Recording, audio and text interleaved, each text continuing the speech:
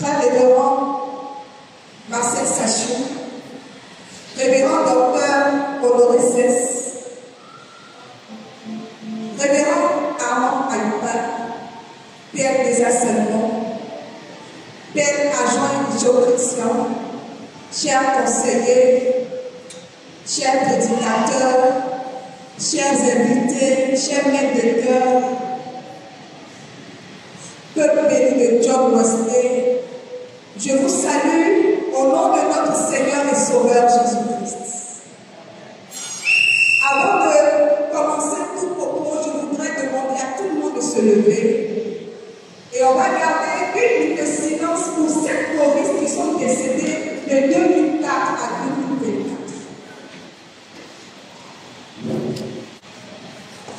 C'est pour moi une grande joie de prendre ce matin la parole en ce 22 décembre 2024.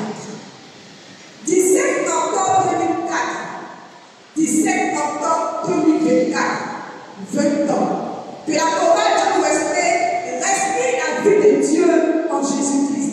Et cela mérite des acclamations.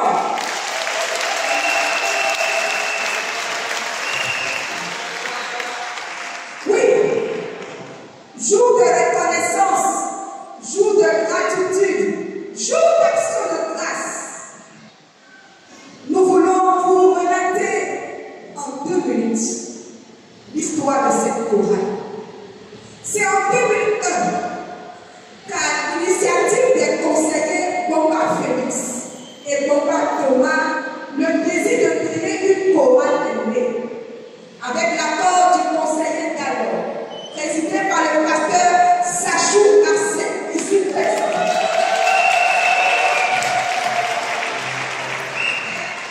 Une sensibilisation a été faite pendant 3 mois dans les classes méthodistes et pendant les cultes. C'est le 7 janvier 2002 que s'est tenue la première classe de chant de la chorale John Wesley. Étaient présents 27 choristes sous la supervision de Maître Toko Augustin. C'est-à-dire le 17 octobre 2004, cette chorale fut consacrée. Alors le compte à rebours a commencé. Aujourd'hui, elle a 20 ans. Pour marquer ces 20 ans, la chorale a posé 2 grandes sections. La première, un don au centre de santé communautaire de la Riviera Palmeraie. La deuxième, un dîner gala de présence au travers duquel elle a récolté des fonds pour l'achat de couveuses à l'hôpital méthodiste de Dakar. Grand merci à notre tout pasteur et aumônier Cécile Lechevelet pour ses conseils avisés et sa présence permanente à nos côtés. Merci au Père. Merci au Père Achou, qui ont cru en cette activité et qui nous ont accompagnés de leur soutien effectif. Que Dieu vous bénisse.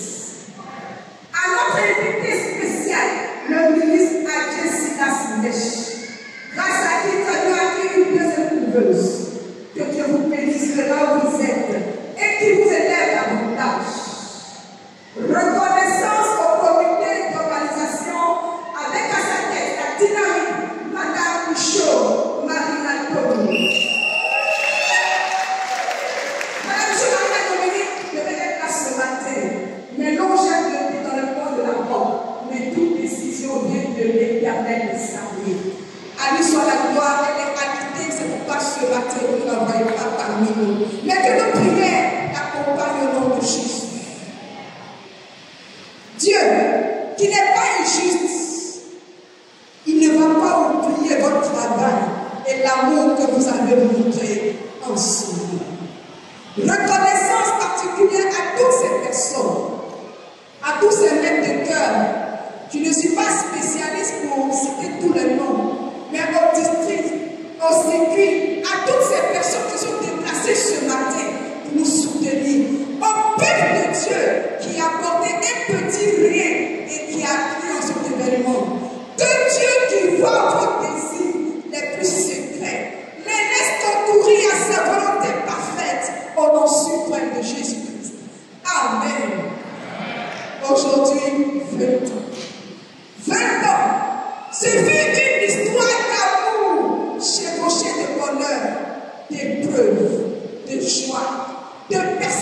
soumission, de fidélité, de compréhension, mais surtout de pardon. Chaque expérience que nous avions vécue, chaque épreuve que nous avions traversée, chaque bonheur qui a rejoint nos cœurs, comble les pages d'un livre qui constitue notre glorieuse histoire, qui certainement apportera à quelqu'un ce matin un réconfort et une persévérance. La prédication prendra fin, les prophéties cesseront, les miracles s'estomperont, mais la louange restera jusqu'au ciel. C'est pourquoi les acteurs de la louange seront toujours éprouvés et oppressés. Mais dans toutes ces choses, nous sommes plus que vainqueurs par celui qui nous fortifie. Car la couronne de la justice nous est réservée au ciel, là où il n'y aura plus de douleur, plus d'injustice, plus de larmes, plus de douleur. Se consacrer à Dieu au travers de la louange va au-delà de la mélodie, au-delà des pas.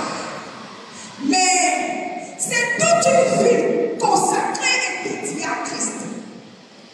John Wesley, une fois une famille. John Wesley, une fois une famille. Comment John Wesley, une fois une famille. Oui, une fois une famille. La famille n'est pas obligée parfaite. La famille n'est pas obligée d'avoir les mêmes pensées. La famille n'est pas obligée de s'entendre tout le temps. Mais la famille est obligée d'être unie, d'être plus forte. Même à la maison, toutes les enfants sont pas pareils. Arriver à l'église, ne cherche pas les hommes qui sont parfaits. Parce qu'ici, il y a plus de pécheurs que dehors. La famille doit être unie. Car c'est dans l'unité que le Saint-Esprit descend.